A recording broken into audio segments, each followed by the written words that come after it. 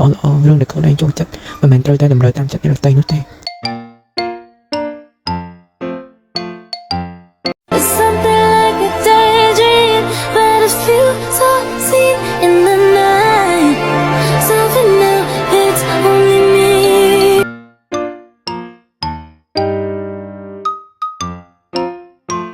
It's only me, and maybe that's all I need.